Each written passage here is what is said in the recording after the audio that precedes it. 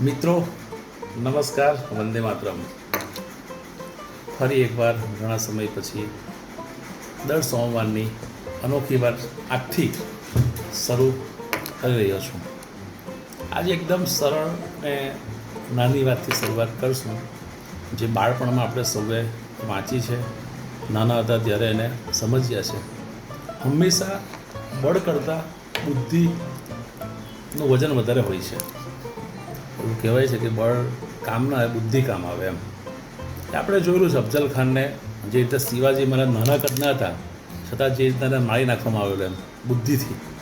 એટલે હંમેશા બળ કરતાં બુદ્ધિ વધારે ઉપર રહી, અને બુદ્ધિ જ કામ આવે બળ કરતાં વધારે. જ્યાં બળ નહીં હોય ત્યાં બુદ્ધિનો ઉપયોગ કરીને પણ આપણે મોટા યુદ્ધને જીતી શકીએ.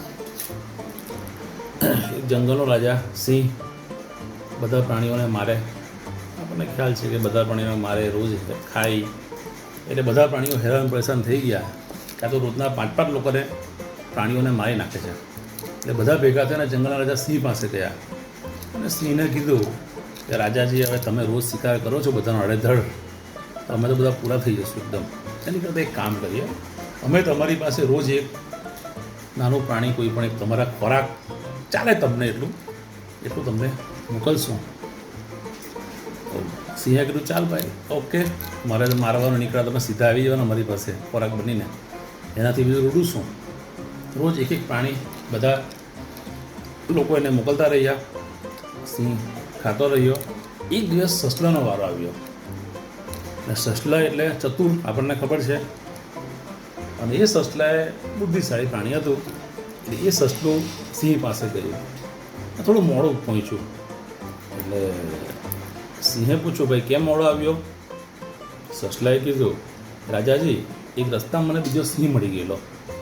અને સિંહે કીધું કે રાજા તો હું છું, એ જુઠ્ઠો સિંહ છે, એ જુઠ્ઠો રાજા છે. એટલે સિંહે કીધું, ચાલો મને બતાવો એ સિંહ ક્યાં છે. તરત જ સસલાની સાથે સિંહ ગયો.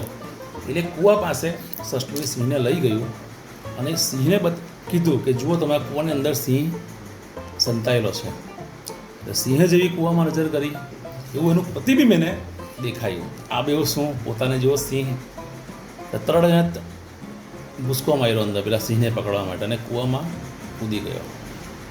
કૂવામાં કૂદી ગયો એટલે પછી આપણને ખબર છે કૂવો ઊંડો હોય ને પછી એ વાર્તા આપણને ખબર છે. સિંહનું મૃત્યુ પામે એટલે સસલું બચી ગયું અને બીજા બધા પણ બચી ગયા.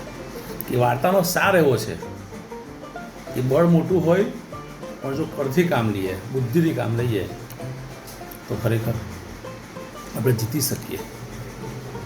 અત્યારે યુદ્ધની પરિસ્થિતિમાં જગત જમાદાર અમેરિકા ઈરાન પર યુદ્ધ કરે છે, ઇઝરાયલ એને સાથ આપે છે, બંને જણા વર્ગેલા છે.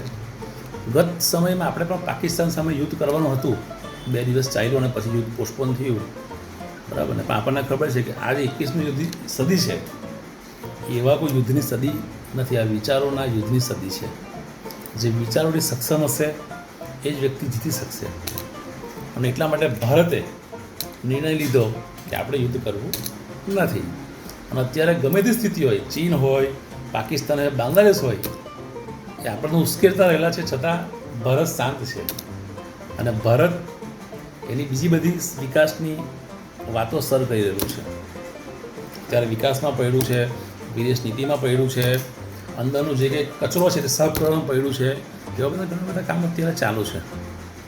એટલે જીવનમાં બળ કરતાં બુદ્ધિ હંમેશા આગળ આવે, એ યાદ રાખવું અને એ અપનાવીને આપણે ચાલશું 100%.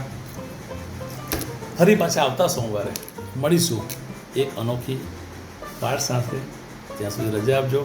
ફરી આવતા સોમવારે મળીએ અને વચ્ચે કોઈ એવા ટૉપિક હશે તો ફરી પાછા મળતા રહીશું. ઓકે, વંદે માતરમ. ભારત માતા કી જય. મારું ભારત શ્રેષ્ઠ ભારત.